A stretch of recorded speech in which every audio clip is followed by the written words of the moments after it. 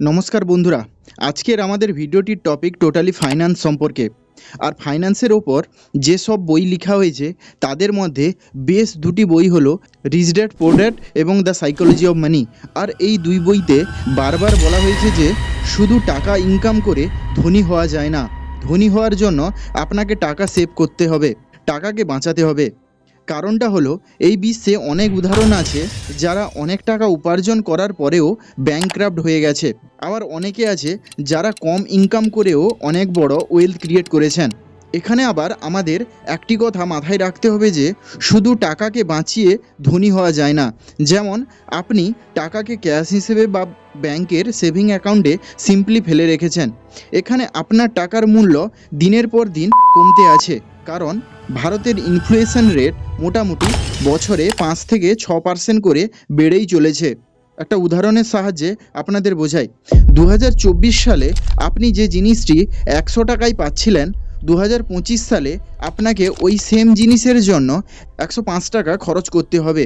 আর এখান থেকে বাঁচার জন্য, আপনার টাকাকে বাঁচানোর জন্য দেখে শুনে কোনো একটি সেফ অ্যাসেটে আপনার টাকাকে ইনভেস্ট করতে হবে, যাতে আপনার সেভ করা টাকাটাও বসে না থাকে। যেমন আপনি দিনরাত কষ্ট করে নিজের সুখ দুঃখকে কম্প্রোমাইজ করে টাকা ইনকাম করছেন, তেমন টাকাকেও আপনি নিজের জন্য কাজে লাগান, সেও যেন আপনার জন্য কাজ করে। তাই আপনাদের কাছে আমার একটাই ওপিনিয়ন যে টাকা সেভ করুন। আর এটা শুধু বললেই হবে না, এটাকে করতে হবে। তাই আমি আজ আপনাদের বলবো টাকাকে কিভাবে সেভ করবেন।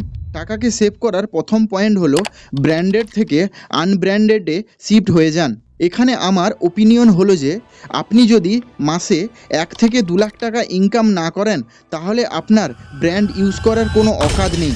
না, আমি বলছি কেন দরকার শুধু শুধু এইসবের পিছনে নিজের কষ্ট করা টাকাকে খরচ করার? কেন শুধু শুধু লোককে দেখানোর জন্য আপনি এত টাকা খরচ করবেন, যেখানে এর থেকে কম দামে সস্তায় সেম কোয়ালিটির জিনিস আনব্র্যান্ডেডে পাওয়া যাচ্ছে।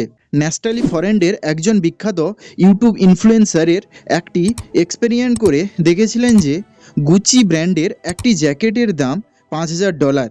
তিনি এক্সপেরিমেন্ট করেছিলেন যে আমি যদি এই রকম একটি সেম জ্যাকেট বানাই তাতে আমার খরচ কত পড়বে। আর এর জন্য তিনি ইটালি যান এবং ওখানে তিনি ওয়ার্ল্ড ক্লাস ডিজাইন দিয়ে পুরো সেম কোয়ালিটির একটি জ্যাকেট বানান।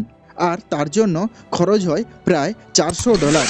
মানে ওনার জ্যাকেট বানাতে খরচ হলো $400 আর ইটালি যেতে খরচ হলো $600। মানে মোটামুটি $1000-এর মধ্যে তিনি সব কিছু পেয়ে গেলেন।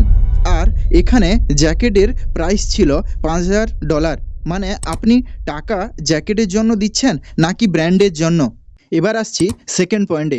সেকেন্ড পয়েন্ট হলো বার্গেনিং করা। কোনো জিনিস কেনার আগে ওটি দোকানদারের সাথে বার্গেনিং করতে শিখুন। আজকাল ইউথ জেনারেশনের কাছে বার্গেনিং করাটা নাই বরাবর। মানে দোকানদার যে জিনিসটার যত দাম বললো আমরা অতটুকুই দাম দিয়েই চলে আসি। হয়তো আজকালকার ইউথ জেনারেশন সাই বলতে লজ্জা করে অথবা বেশি ইন্ট্রোভার্ট। এই অভ্যেসটা নিজের বাবা মা বা গুরুজনের কাছ থেকে শেখা উচিত। দোকানদার একটি জিনিসের দাম 1000 টাকা বলল, যদি আপনি ওখানে বার্গেনিং করেন তাহলে ও দোকানদার হয়তো 700 থেকে 800 টাকায় ওই জিনিসটা আপনাকে দিয়ে দেবেন। এর থেকে আপনি 200 থেকে 300 টাকা সেভ করতে পারবেন। এইভাবে আপনি যদি বছরে 1 লাখ টাকা শপিং করেন, ওখান থেকে আপনি 20 থেকে 30% টাকা সেভ করতে পারবেন। কম টাকার ক্ষেত্রে এই জিনিসগুলোই জানতে পারেন না, যখন বেশি টাকার জিনিস কিনবেন তখন এর গুরুত্বটা আপনি বুঝতে পারবেন। তাই যে কোনো কিছু কেনার আগে দোকানদারের সাথে বার্গেনিং করতে শিখুন। আমার একজন কাকু তার পুরনো গাড়িটিকে 13 লাখ টাকায় বিক্রি করবেন বলেছেন। এর জন্য 2-3 জন এসে কেউ 10 লাখ বলছে, কেউ 11 লাখ বলছে, কেউ 10.5 লাখ বলছে, এইরকম বলছিল। কিন্তু কাকু যিনি 12 লাখ বলছিলেন, ওর সাথে বার্গেনিং করে শেষ পর্যন্ত গাড়িটি বিক্রি হলো 12.5 লাখ টাকায়। পরে কাকু আমাকে বলেছিলেন যে আসলে আমি গাড়িটি 11 লাখ টাকাই দিয়ে দিতাম, কিন্তু বার্গেনিং থেকে আমার 1.5 লাখ টাকার প্রফিট হলো। এর থেকে আমরা বুঝতে পারি বার্গেনিং করলে আপনি আপনার টাকা সেভ করতে পারবেন। এরপর থার্ড পয়েন্ট হলো কুপনিং।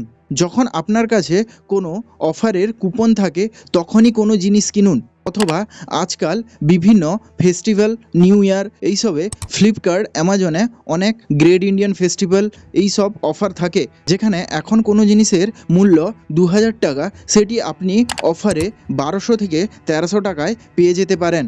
আমার একজন বন্ধু একটা আইফোন কিনবে বলে ভেবেছিল, আর যখন সেটির প্রাইস দেখে সেটি 82,000 টাকা দেখাচ্ছিল, কিন্তু কিছুদিন পর অফারে সে সেটিকে 68,000-এ পেয়ে যায়। মানে ওখান থেকে প্রায় 15,000 টাকা সে সেভ করেছিল। এইভাবে আপনি তাড়াহুড়ো করে কোনো জিনিস না কিনে সঠিক সময়ের জন্য অপেক্ষা করুন। এবার 4 নম্বর হচ্ছে লিভ ইওর ব্যাড হ্যাবিট। ধরুন আপনি প্রতিদিন 80 টাকা করে সেভ করছেন, মানে মাসে আপনি 2,400 টাকা সেভ করছেন। এখানে আমি 80 টাকার কথা বলছি কেন, এখানে 80 টাকাটা হচ্ছে ডেলি আপনার 5টি ক্লাসিক সিগারেটের মূল্য। মানে আপনি যদি এই সিগারেট খাওয়া বন্ধ করেন তাহলে মাসে প্রায় 2,400 টাকা আপনি সেভ করতে পারবেন। আর এখান থেকে আপনার শরীরও ভালো থাকবে এবং আপনার টাকাও সেভ হবে। এটি আপনাকে ভবিষ্যতে স্টেবিলিটি দেবে। এবার লাস্ট পয়েন্ট হলো বাজেটিং। দেখুন সেভিং করাটা আমাদের জন্য কতটা জরুরি বা কতটা ফিউচারিস্টিক সেটিকে একটি উদাহরণের সাহায্যে বলি। মনে করুন মাত্র 500 টাকা, শুধুমাত্র 500 টাকা আজকাল যে কেউ সেভ করতে পারে একটা মাসে। যদি কেউ মাসে 20 থেকে 25,000 টাকা ইনকাম করে, তার কাছে মাসে 500 টাকা সেভ করা কোনো ব্যাপারই না। এই সেভ করা টাকাটিকে এসআইপির মাধ্যমে কোনো মিউচুয়াল ফান্ডে ইনভেস্ট করতে থাকুন। মাসে মাসে অটোমেটিক ব্যাঙ্ক অ্যাকাউন্ট থেকে টাকা কাটতে থাকবে। আপনি কি মাসে 500 টাকা সেভ করে ইনভেস্ট করতে পারবেন? যদি হ্যাঁ, তাহলে কমেন্টে হ্যাঁ লিখুন। মাসে 500 টাকা মানে বছরে 6,000 টাকা। বছরে এই 6,000 টাকা যদি ইনভেস্ট করেন কোনো একটি ভালো মিউচুয়াল ফান্ডে, তাহলে 40 বছর পর কত হবে আপনার টাকা বলতে পারবেন? ঠিক আছে, আমি বলছি শুনুন, প্রায় 1 কোটি টাকা।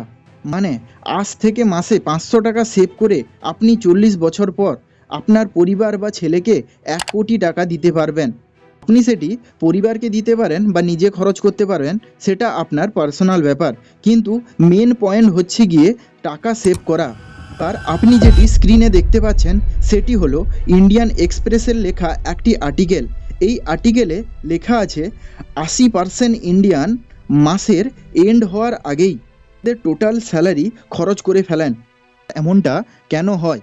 কারুর স্যালারি কম তাই সে বলে আমাদের মাসের শেষে কিছু বেঁচে থাকে না, কোথা থেকে সেভ করব। আবার অনেকে বেশি স্যালারি হওয়ার পরেও বাঁচাতে পারে না। এর কারণটি হচ্ছে সবার কাছে সেভিংয়ের ফান্ডামেন্টাল হলো প্রথমে যা ইনকাম হবে ওখান থেকে খরচ করব, তারপর খরচের পর যেটুকু বেঁচে থাকবে সেটিকে সেভিং করব। কিন্তু বন্ধুরা, মাইন্ডসেটকে চেঞ্জ করতে হবে। আমাদের মাসে যে টোটাল ইনকাম আসে প্রথমে সেটির কিছু অংশ সেভ করে তারপর খরচ করতে হবে। কারণ যখন খরচের কথা মাথায় আসে তখন মানুষ এক্সাইটেড হয়ে পড়ে, সে বলে আমি এটা কিনবো, ওটা আনবো। তাই প্রথমে কিছু টাকা আলাদা করে সেভ করুন, তারপর খরচ করুন। সবশেষে বন্ধুরা একটাই কথা বলবো, টাকাকে প্রথমে আপনার জরুরি জিনিসে কাজে লাগান, তারপর খরচ করুন।